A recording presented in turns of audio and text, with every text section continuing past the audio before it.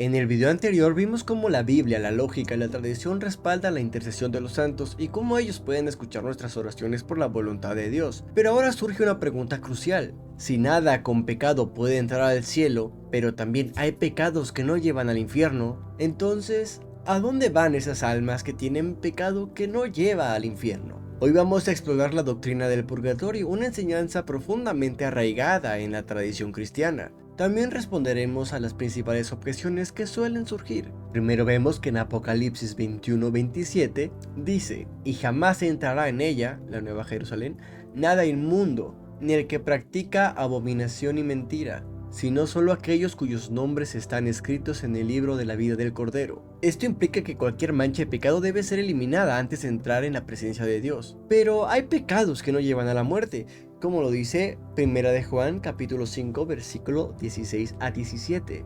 Si alguno ve a su hermano cometer un pecado que no lleva a la muerte, pedirá a Dios y él le dará vida a los que cometan pecado que no lleva a la muerte.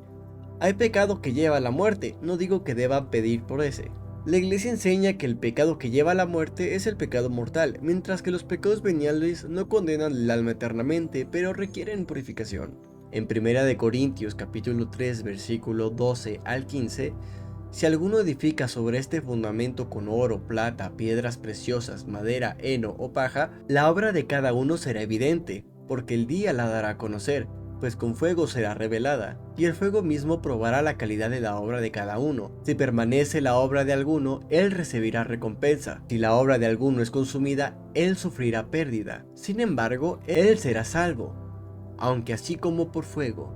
Este pasaje es clave ya que describe que una persona será salva a través del fuego. Además, en 2 de Macabeos 12, 44 a 45, porque si no esperaba que los caídos resucitarían, habría sido superfluo y necio orar por los muertos. Pero si consideraba que a los que habían muerto piadosamente les estaba reservada una magnífica recompensa, era un pensamiento santo y piadoso. Por eso mandó a hacer ese sacrificio expiatorio por los muertos para que fueran liberados del pecado. Aunque el libro de Macabeos no es aceptado por algunas dominaciones protestantes, ya llegamos a la conclusión en unos videos anteriores que la verdadera revelación es la Biblia de 73 libros. Pueden revisar ese video si les interesa. Una de las objeciones que nos podríamos encontrar es que el purgatorio no se menciona explícitamente en la Biblia, pero aunque la palabra purgatorio no aparece literalmente en la Biblia, tampoco lo hace en términos como Trinidad o Encarnación. Y ambas son doctrinas aceptadas por los cristianos. La enseñanza del purgatorio se basa en principios bíblicos como la necesidad de purificación, la oración por los muertos y el juicio personal, aunque la salvación es por gracia, no por obras o sufrimiento. Y la doctrina católica afirma que la salvación es por gracia mediante la fe. Sin embargo, la gracia también obra en nosotros para nuestra purificación.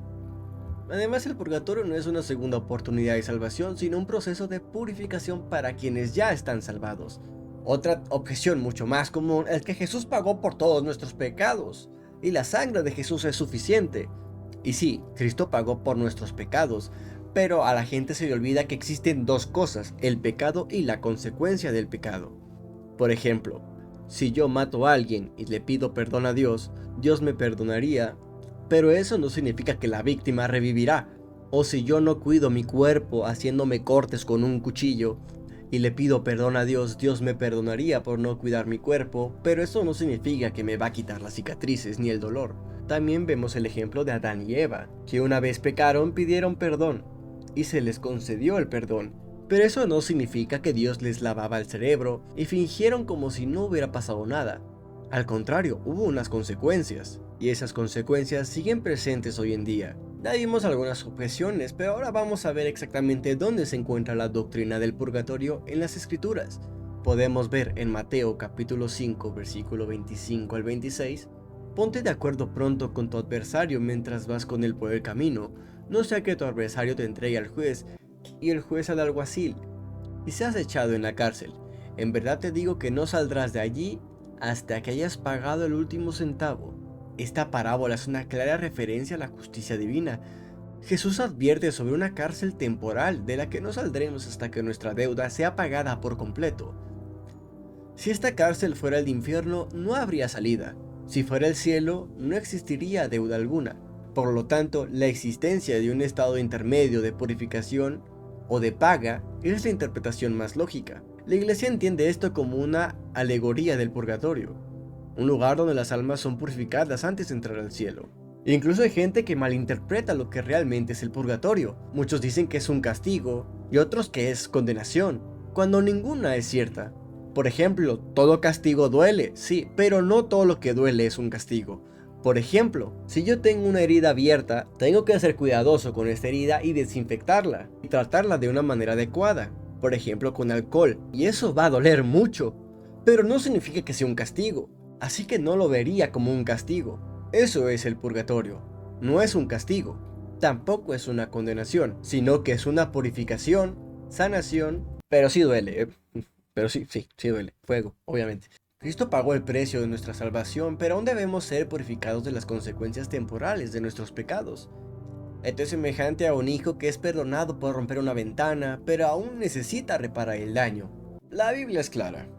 Nada impuro puede entrar al cielo. La existencia del purgatorio es una manifestación de la justicia y de la misericordia de Dios, permitiendo la purificación de las almas que murieron en amistad con Él, pero aún con deudas pendientes. Bien, el purgatorio existe, pero ¿qué podemos hacer por las almas que están ahí? ¿Cómo podemos evitar ir al purgatorio? ¿Podemos evitar ir al purgatorio? ¿Cómo pedirle perdón a Dios? ¿Y por qué los católicos se confiesan con un sacerdote? Sin nada más que decir, nos vemos.